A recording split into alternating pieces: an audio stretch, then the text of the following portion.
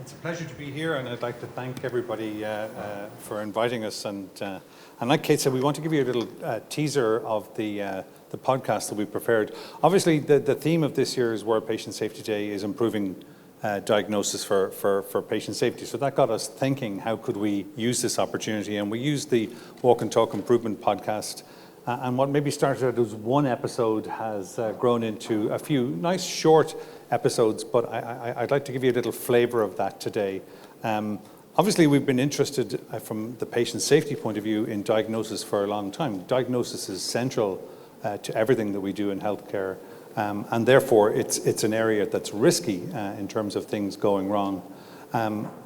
In 2015, 2016, I think Juanita had the slide up there a moment ago, the National Academy of Medicine in the US produced a model of diagnosis, and we found this really helpful in understanding diagnosis from the point of view of figuring out what's important. And at the center of that, you can see, the slide is up there now, you can see there's what we call the diagnostic process, and that's where people realize they have symptoms, they access the healthcare system, and then this core diagnostic circle happens of gathering information, perhaps ordering investigations, and coming up with what we call working diagnoses. And then that goes through to a final diagnosis or something that you can organize treatment on. The diagnostic process is embedded within a work system. So that's all of the things that we need, the IT that we need, the various means of investigation, laboratory investigation, radiology, pathology. And then the final component of this is the outcomes. And the key outcomes here are, first of all, a timely and accurate diagnosis. That's what we all want. But in this report, and the model was conceived around this, is that equally important is a good communication, person-centered communication of that diagnosis.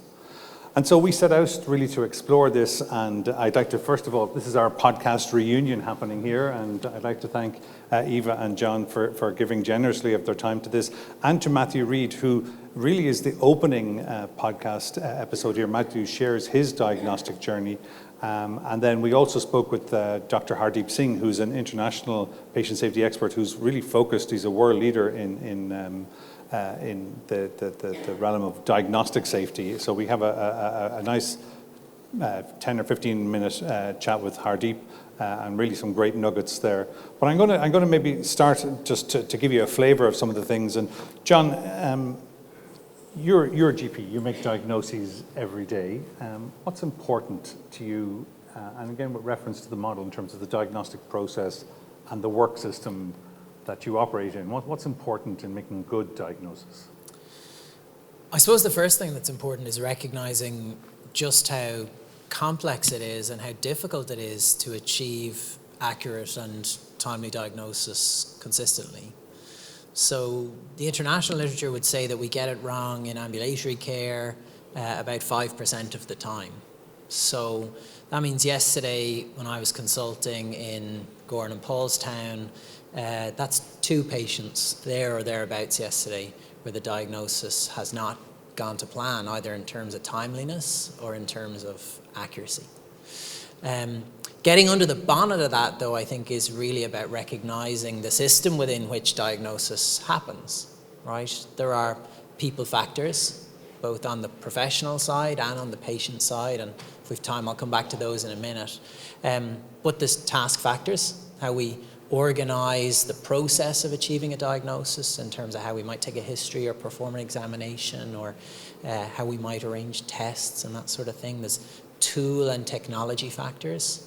Simple tools like a tongue depressor, say, versus complex tools like a genotype or an oncotype or a PET scan.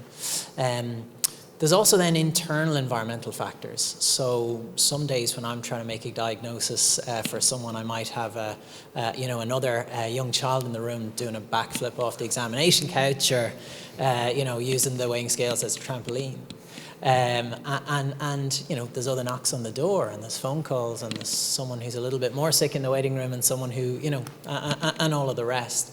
So it's recognizing that diagnosis takes place in this milieu, in this context, and that sits in a wider system where there's loads of other pushes and pressures on what's available and how long someone might have to wait for that, and what's the pathway or the route to getting this type of expertise when that person might need it, or as Paul Batalden might call it, the system as is, and how you need to navigate that. And knowing all that, what can you do to make diagnosis better? Well, I suppose the first thing you need to recognise is that fallibility, and that there's an opportunity, in that to try to reinforce things that can make it safer. So that's one of the things I love most about that My Health, My Voice leaflet, because it's all about building a shared discussion or shared conversation around diagnosis. I mean, we're moving much more away from clinician as expert to clinician as advocate here, right? We're not doing diagnosis to people or for people, we're doing diagnosis with people. And that gives us a great opportunity, I suppose, to share that uncertainty and recognize that some diagnoses are quick, one visit, one key element in the history and an examination finding, but some diagnoses take a lot longer, over longer periods of time, with a lot more people and places and things and tests involved. And if we're all on the same page in recognizing the goal, then we have a better chance, I suppose, if things aren't going to plan, if we don't have a correct diagnosis or a treatment isn't working or whatever, that we're both part of the same conversation and getting back on track.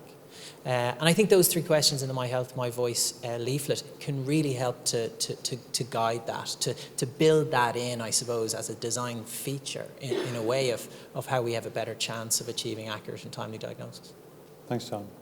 And obviously at the centre of diagnosis are people, and people have to think to make diagnoses. So, Eva, we spoke on the podcast about the challenges of that and the problems we have.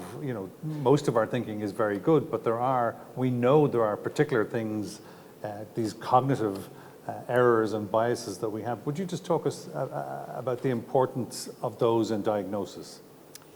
So, and people can listen to the podcast if they want to hear about it in detail, but the bottom line is that, and this is a whole area within psychology. Every psychology student starts learning this. It's the psychology of perception. And essentially the key message is our brain is not as reliable. It's not like a computer. It's not as reliable as we might like to think. And it makes mistakes on a regular basis. It gets an awful lot of things right. We think in, the most well-accepted theory now is that we have a system 1, which is really fast, works very well for us most of the time. Then we have a system 2, which is much more accurate, but it's much slower. We tend to spend all our time in system 1 for obvious reasons. You're standing on a pavement, you see a shadow in the corner of your eye. System 2 is not going to get you to jump back quick and avoid whatever that is. System 1 will. So we're in system 1 a lot of the time, but it makes mistakes, and it's subject to biases and heuristics. And the bad news, I'll give you a warning shot, the bad news is being aware that you have biases and even knowing the names of them, unfortunately, doesn't seem to stop you falling prey to them. That's the bad news. So we need to put safety nets in place to catch the errors that happen because we think in biased ways, because we have prejudices. And we know there are some common biases that we see in diagnosis, such as confirmation bias. Or would you talk us through one or two of those? Because there are lots of them, but there's lots of overlap as well. Yeah, so there's hundreds of them. And so anchoring bias is maybe, you've been exposed to something prior, and that then means that is what you are thinking about when you see something else. I saw a great example of that at a conference I was at last week, and the keynote speaker asked us all to put our hands up if we agreed that the population of Canada was more than 65 million, and then to put our hands up if we thought it was less than 65 million. And then he asked us to say, what's the population of Canada? Everybody was giving massively incorrect estimations, more than the truth, which is 39 million, if you want to know. Because we had been anchored by this large number, 65 million. So now we're all thinking big. That's anchoring bias. confirmation bias is getting bits of information and jumping the gun a bit too quick and go, no, I know what this is. And then you just ignore everything else that comes along. It's a huge area in finance, behavioral economics. It's all because, if you think of the crash, a lot of that had to do with biased thinking. So being aware of biases is one thing, and that's helpful. Are there other things that we can do? To improve diagnosis? Yeah, and to kind of stop ourselves falling into these traps of biases. So you're thinking communication skills? Yeah. Okay, are you giving me a lead here? So our communication skills, and I was just thinking and listening to everybody today and even now, and you look at that diagram, and the analogy I draw on the podcast, which came to my mind, but I'm going to keep using it, is it's a bit like thinking about, planting your garden for the first time, and you think, ooh, I'd like white plants and blue ones and pink ones, and I'd like this bush and that bush and the other bush. And you buy all the stuff and you spend a fortune, but your garden could still end up to be a disaster if you don't know how to garden. If you don't have so-called green fingers. That's the process of making the garden look right. So this is brilliant, this model here. Or the patient, writes new charter, fabulous. But if we don't have the process skills, if we don't have the communication skills to make it work, it's not going to happen. And this is, I think, where we go wrong, because we assume that because we've been human beings and we've been communicating since this high, we know how to do it. But there are skills that are not intuitive that make a massive, massive difference, like find out where your patient's coming from before you start. Make sure you tell them what the agenda is that you are going to embark on, and does it match theirs. Keep summarizing what you're hearing as they're talking so that you bring them along in the diagnostic process. Show them that you can see how tough this is so that they can realize this person's on my side, I'm going to tell them everything. Use open questions all the time. Don't just give your one open question and then stop.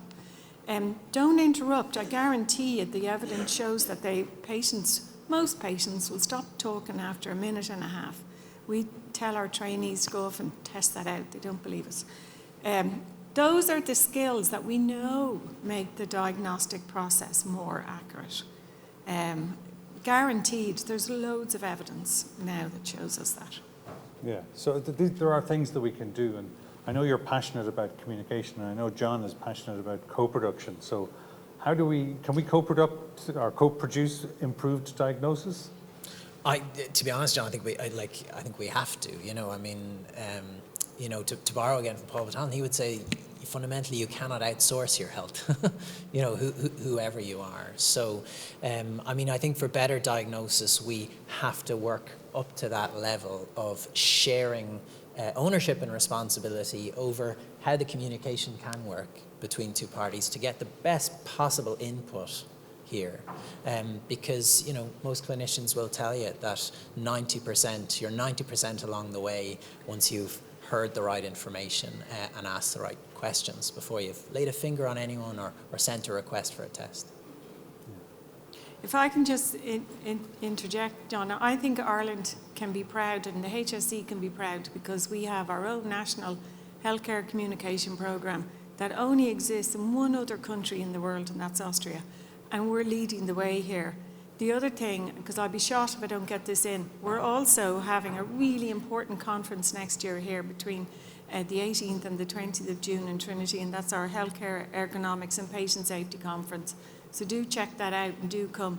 And so, we are up there. Like, we can be proud of ourselves. We're not at the bottom of the list by any manner of means. And we are addressing all these things.